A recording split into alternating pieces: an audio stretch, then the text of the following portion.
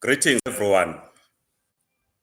It is common cause that ZANU-PF uses intimidation to intimidate particularly traditional leaders in rural communities to maintain political power base. Traditional leaders are paid by the state, but ZANU-PF thinks that it is the state. It tells traditional leaders that they are just like civil servants who must be thankful to ZANU-PF because they are paid by the Zimbabwean state. The distribution of food and the other freebies to communities, which in the main is funded by taxpayers' money, is distributed through traditional leaders. But the traditional leaders will not be doing the physical distribution. It is the ZANU-PF structures that will be doing so. ZANU-PF structures at local level have a register through their cells, political cells, that is to say, a register of every person that attends throughout the year their meetings. It is this register that is used to determine who receives freebies in the form of farming inputs, foodstuffs, and the other items that are distributed. If your name is not on the register on the basis that you do not attend ZANU-PF meetings, you do not receive this. So traditional leaders then play a critical role in that they are then abused by ZANU-PF as part of doing this distribution. In other words, many of them have become political commissars of ZANU-PF. They are told that if they do not mobilize their communities to vote for ZANU-PF, they will be stripped of their chieftainships. In 2021, in the annual People's Conference of ZANU-PF, the president of the Chiefs Council said that all chiefs are members of ZANU-PF. But of course, we have had a few chiefs that have been brave enough to speak out against injustices, to speak out against this intimidation, to speak truth to power as they represent their communities. Because the traditional leaders live with their communities, they know the daily struggles of their communities in rural areas. Those that are brave enough, who cannot accept to be bribed, speak out the truth, not their minds, but speak out what their communities are going through. And a call on government of the day to act to improve the material condition of their communities. We have just had one chief, Chief Nhlanhla Ndiweni, who is in the UK, representing the views of the majority that are in the diaspora. The diaspora over the years have been calling for the right to cast their votes wherever they are. It is in this background that Chief Ndiweni, representing his community, has taken the campaign for a diaspora vote and internationalized it. One does not have to agree with Chief Ndiweni in presenting the petition to the British Prime Minister, but one has to respect the community that he represents, that indeed the diaspora want to participate in the electoral process as they participate in the economic development of Zimbabwe through their remittances and the other projects that they are engaged in rural communities. When Chief Ndiweni went to number 10 Downing Street, the residence or the offices of the British Prime Minister, to present a petition. The Zimbabwean police have dusted an old case, which now they claim it's a new case, that Chief Ndiweni, he has a case to answer in the courts of Zimbabwe. We're told that Bulawayo Magistrate Maxwell Ncube has signed a warrant of arrest for Chief Ndiweni representing, she was approached, or Maxwell Ncube, magistrate, was approached by Canisius Chisango, officer in charge in Bembe's police station. Chief Ndiweni has been out of Zimbabwe for over 24 months. All along, the Mbembe's police station never thought it was necessary for them to approach the courts. They've only approached the courts because they've seen that he has internationalized the plight of his community, men who are in the diaspora, who want to participate in the electoral process. As always, they are now using intimidation tactics against the Chief Ndiweni to say he skipped bail in Zimbabwe, and therefore he must be brought to the courts of Zimbabwe to stand trial. It is not about the alleged case that is said to have committed in Zimbabwe, if ever he did commit a case. It is also not the alleged skipping of bail, as it is being said. But his sin is to internationalize what his community want him to do, to bring to the international community the right of the diasporans to participate in the electoral process in Zimbabwe. And they are now using this to try and silence him. As I have said, one does not have to agree with the Chief Ndiweni in terms of his strategy and how he is internationalizing the diaspora campaign vote.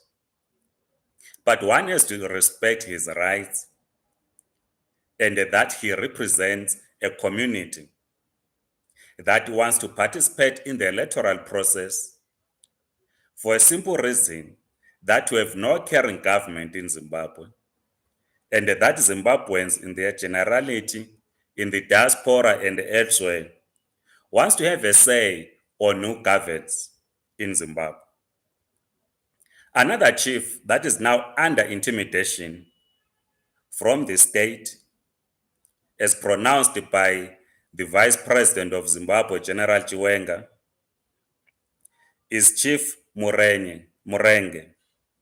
Chief Murenge, in the last few days in Masvingo, where they were attending a burial of a person,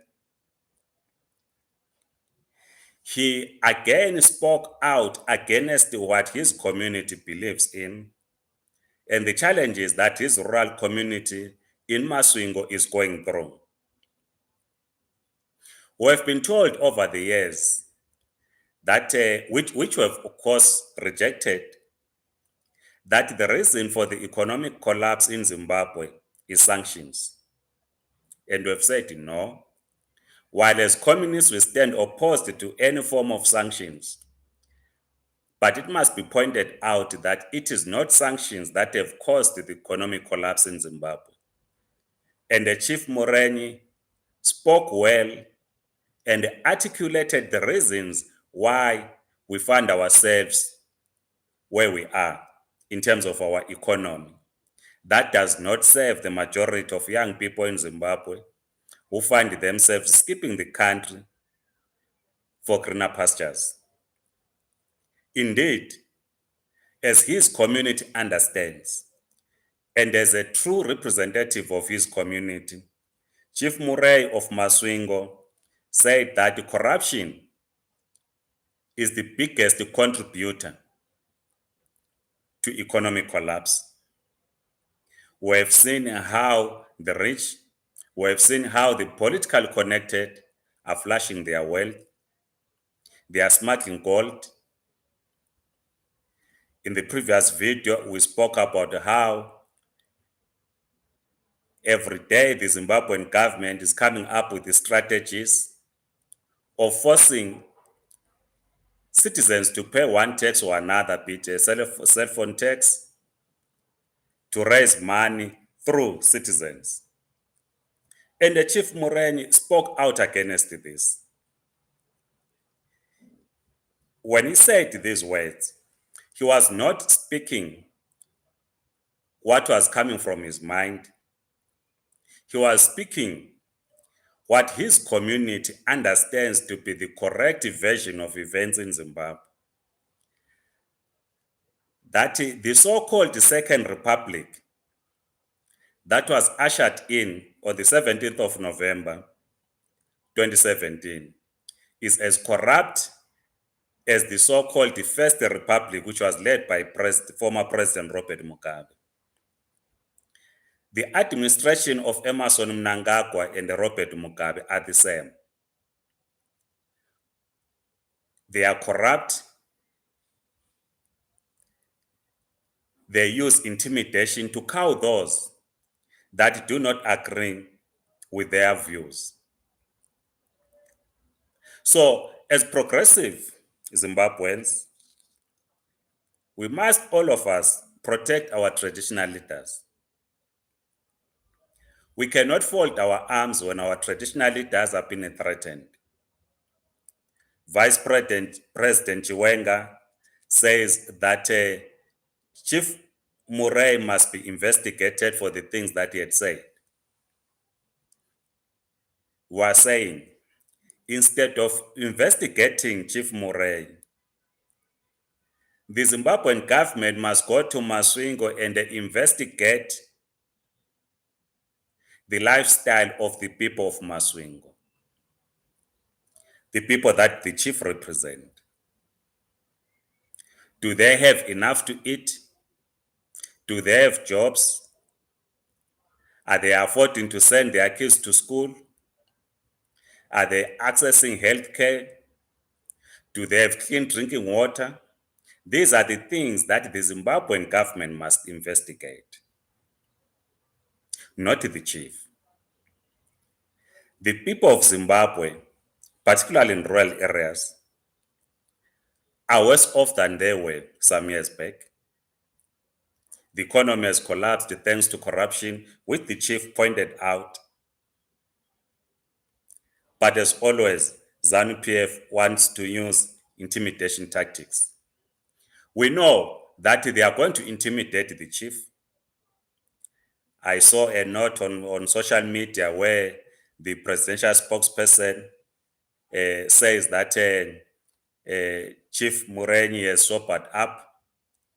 Nothing of that nature. He has been threatened, and they continue to threaten him so that he will withdraw those words. Yes, through intimidation, he might withdraw and offer an apology. But the truth remains that the people of Masvingo are poor. Just like in any rural community, the people of Zimbabwe are poor, thanks to ZANU-PF for mismanaging the economy. Withdrawing the words or forcing the chief to withdraw his words or withdraw what he said will not address the material conditions of the poor people in Zimbabwe, many of whom are in rural communities. So we make a call that we must stand with our traditional leaders. In completing the liberation of Zimbabwe, we have said, as we transit to socialism, that is, as we are building the national democratic economy, chiefs have a critical role to play, and the other traditional leaders. We cannot rebuild the rural economy without traditional leaders playing a key role. So we must resist the intimidation of traditional leaders by ZANU-PF. They represent their communities. They do not represent the looting class. They represent the poor. Of course, we know that there are some chiefs who have benefited handsomely from this regime. but their subjects remain poor. So it is important that we stand with the chiefs that have been intimidated, Chief Ndiweni, Chief Murray, and the other traditional leaders. Some are afraid to speak out. But the truth is, our rural communities are underdeveloped. We do not have clean water. We do not have electricity. People go to bed hungry. Our kids walk long distances going to school. We have challenges in our healthcare facilities. All these things must be addressed, but we know that ZANU-PF will not address these issues. This is why it is critical that all of us will unite across tribes and register to vote for the 2023 elections. I am Ngabuto Nicholas Mapena. Please like the video, subscribe, and circulate. Let's hear your views in terms of how your rural community is. Is your rural community developed? Let us hear from you. Thank you so much. Bye-bye.